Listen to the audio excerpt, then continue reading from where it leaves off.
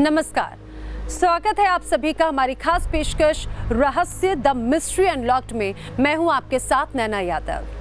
आज रहस्य में पड़ताल एक ऐसे दावे की जो विज्ञान के सारे दावों को खारिज कर देगा, जो आइंस्टाइन से लेकर न्यूटन के सिद्धांत को गलत साबित कर देगा। क्योंकि एक शिव मंदिर को लेकर दावा ये था कि वो इटली की पीसा की मीनार से भी 2 गुना ज्यादा डिग्री तक झुका हुआ है, लेकिन फिर भी खड़ा है। उसका गर्भगृह 6 महीने पानी में डूबा रहता है, लेकिन फिर भी लगभग 400 सालों से शिव भक्त वहां पूजा करने आते हैं और महादेव की शक्ति को नमन करते हैं। काशी, ये नाम सुनकर ही शिव शक्ति का एहसास होता है और उस धरती पर शिव का ऐसा मंदिर जो झुका हुआ है और इस मंदिर में पूजा अर्चना भी नहीं होती। ये बेहद चौंकाने और हैरान करने वाला रहस्य है। आखिर इसके पीछे भगवान का कोई चमत्कार है या फिर इसके पीछे कोई ऐतिहासिक कहानी और वैज्ञानिक तथ्य है? इसकी पड़ताल करने के लिए हम पहुंचे गंगा के तट पर मौजूद उस अद्भुत और रहस्यमय मंदिर में।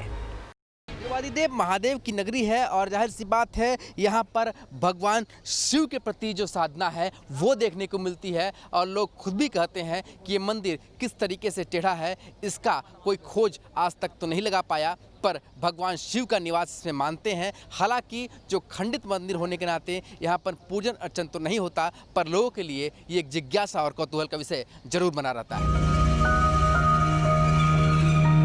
भगवान शिव का ये मंदिर 350 साल से ज्यादा पुराना है और इस मंदिर की ऊंचाई करीब 40 फीट है। हैरान करने वाली बात ये थी कि मंदिर नदी के पानी में समाया है और करीब 9 डिग्री तक झुका है।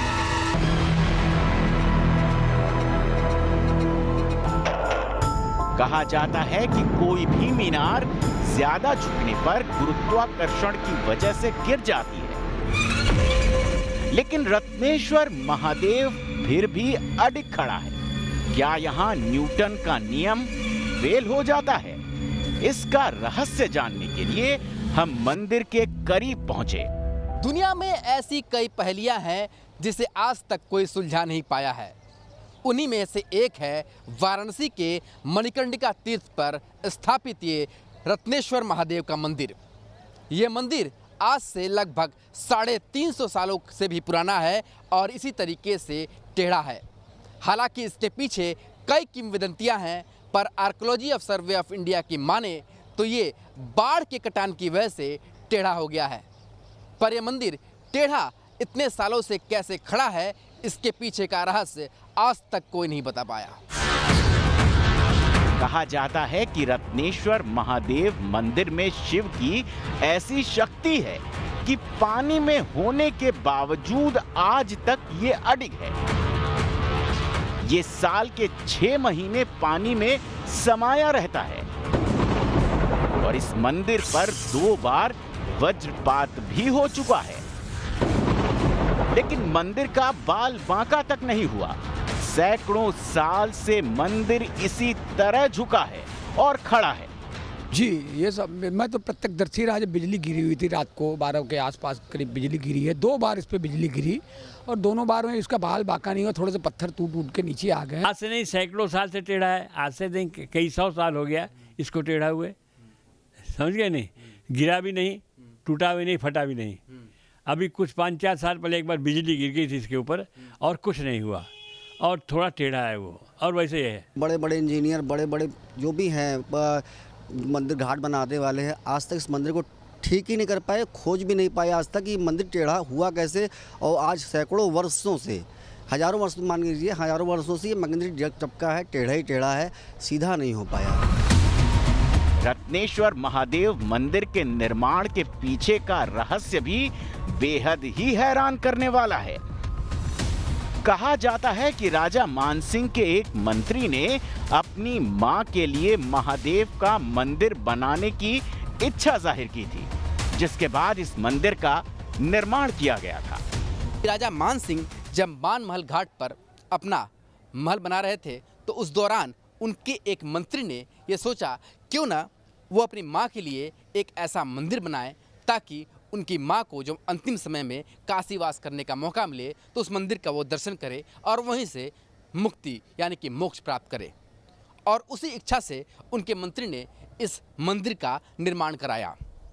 और जब अपनी माँ को लेकर इस मंदिर के पास पहुँचे तो उन्होंने कहा कि माते, जो माता का जो ऋण होता है उससे आज मैं मुक्त हो रहा हूँ और आपको ये मंदिर उपहार स्वरूप दे रहा हूँ। आप जीवन के अंतिम क्षणों में इसी मंदिर के पास रहिए और यहीं से मोक्ष प्राप्त कीजिए। तब उनकी माँ ने कहा कि माता का ऋण कोई चुका नहीं सकता और ये तुमने बहुत मूर्खता कर दी। और उस दौरान जैसे ही उस मंत्री ने पीछे मुड़कर देखा तो ये मंदिर टेढ़ा हो चुका था। रत्नेश्वर महादेव मंदिर को लेकर एक और कहानी ये भी है कि जब रानी अहिल्याबाई होलकर शहर में मंदिर और कुंडों का निर्माण करा रही थी, उसी समय रानी की दासी रत्नाबाई ने भी मणिकर्णिका कुंड के समीप एक शिव मंदिर का निर्माण कराने की इच्छा जताई, जिसके लिए उसने अहिल्याबाई से रुपए बिना बताए लेकर इसका निर्माण कराया। लेकिन कालांतर में बड़ी भीषण बाढ़ आई और बाढ़ के कारण नीचे की जमीन दलदली हुई, वो जमीन धसी, वो मंदिर टेढ़ा हो गया, टूटा नहीं। मंदिर की वास्तुकला और दीवारों पर मौजूद शिल्पकला को देखकर देश विदेश के सैलानी भी अचरज से भर जाते हैं। हमने संतों और लोगों से मंदिर के झुकने का रहस्य जानने की कोशिश की तो किसी ने बाढ़ से मंदिर के झुकने की बात बताई तो किसी ने इसे भगवान शिव का चमत्कार कहा। मंदिर के झुकने का रहस्य विज्ञान के मुताबिक नींव का धंसना हो सकता है, लेकिन फिर भी गंगा की लहरें इसका कुछ क्यों नहीं बिगाड़ पाती। गर्भगृह में गंगा के हमेशा विराजमान रहने का रहस्य क्या है, इसकी पड़ताल करना अभी बाकी था। ये सवाल भी बाकी था कि आखिर वो श्राप क्या था जिससे मंदिर झुकने का संबंध माना जाता है। शिव की नगरी काशी का अस्तित्व जितना शिव पर टिका है उतना ही गंगा पर भी निर्भर है और इसीलिए काशी के इस शिवधाम में गंगा की एक पहेली सदियों से शिवलिंग को अपने आगोश में समेटे है।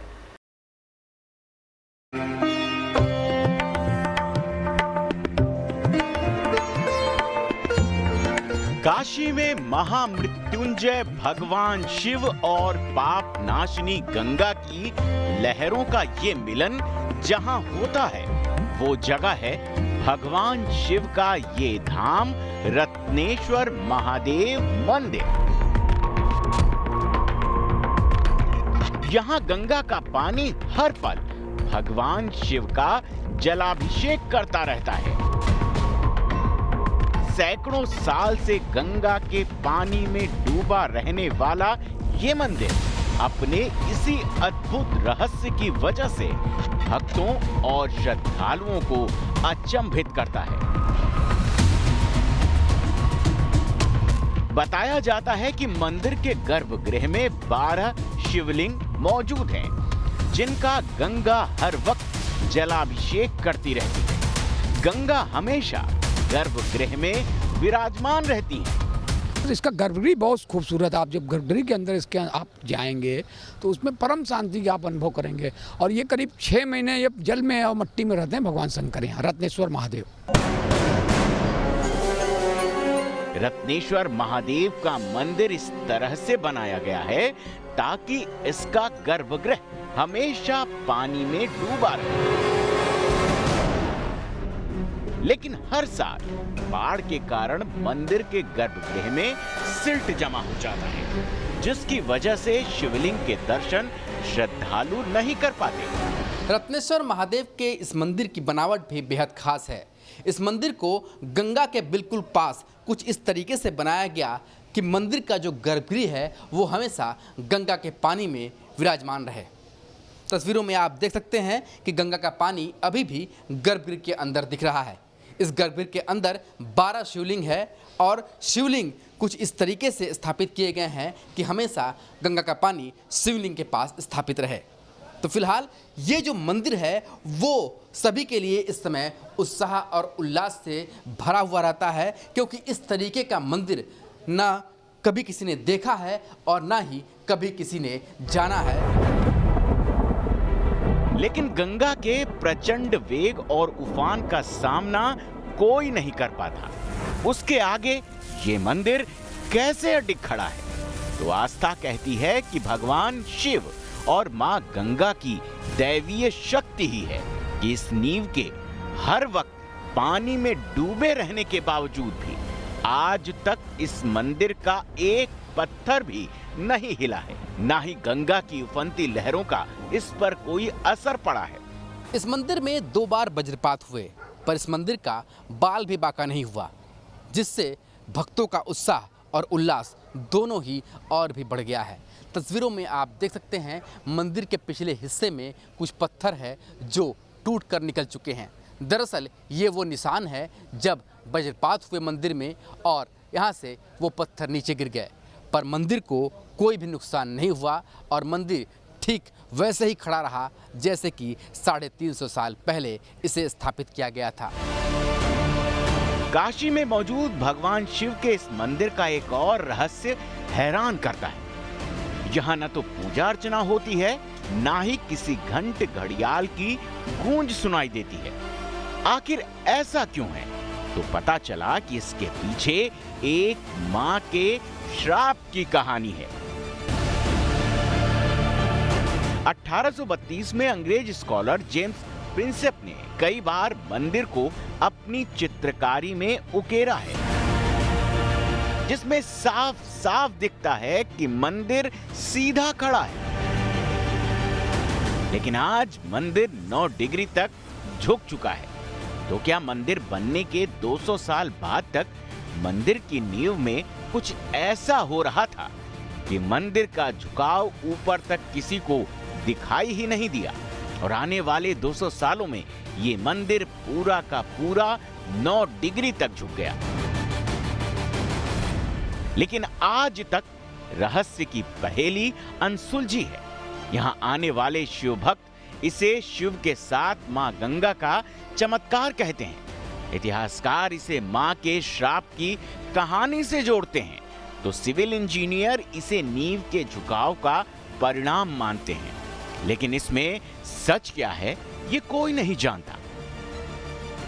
इसीलिए गंगा के तट पर शिव की इस शक्ति के एहसास को जानने आज भी हर कोई आता है और गंगेश्वर महादेव, रत्नेश्वर शिव की महिमा देखकर निहाल हो जाता है।